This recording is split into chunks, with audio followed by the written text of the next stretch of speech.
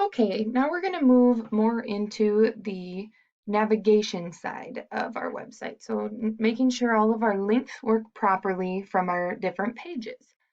So those are these here, the home, blog, 2020-2021 schedule, class descriptions. Those are the different pages that I have. So I need to make sure that my navigation is correct.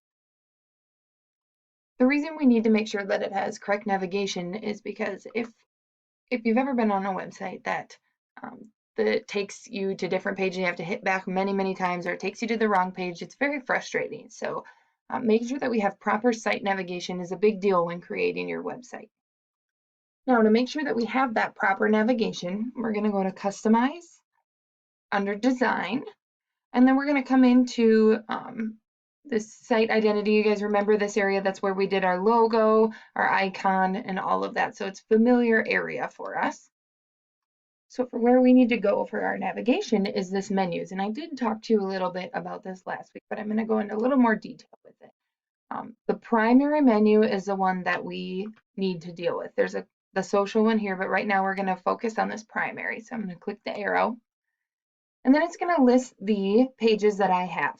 You might have one, if you deleted a page, you might have one that is red here and it says invalid.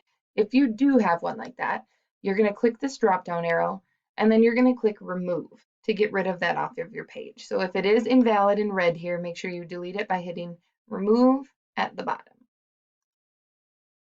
Now remember that I added that portfolio page, so it's not showing up right now. So I need to go into add items, and so these are the different pages that I've created. I'm going to put in portfolio. Now I can drag them, move them around wherever I would like to, so you can rearrange this however you would like. Then you need to make sure you've hit save changes, and now you'll see that my portfolio has added to my home page here. My page has been added. Now there's one other thing I want to show you in your navigation here is this social.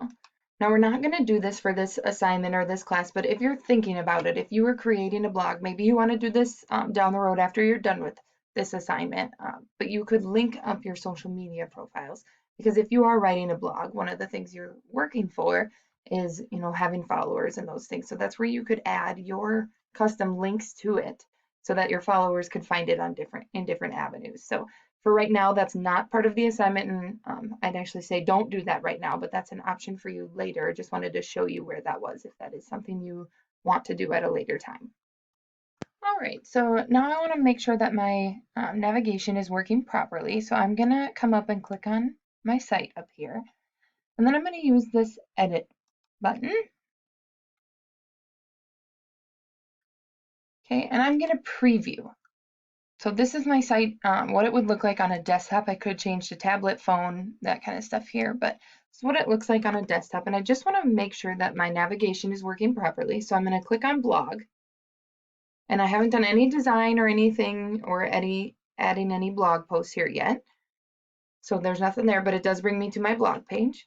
Then my 2021 business education class schedule, class descriptions, it comes up, contact page, and then that portfolio page that I added. Now remember, you just need 4. I'm just adding this one in so I can show you as we work through it together. Okay, so that's everything for navigation and links for today. So I'm going to show you how to change your themes. So I'm going to come back to my sites page here. So when I told you to change theme in the design in your assignment, you're going to come down to this designs. I'm going to minimize these so they're not as visible here.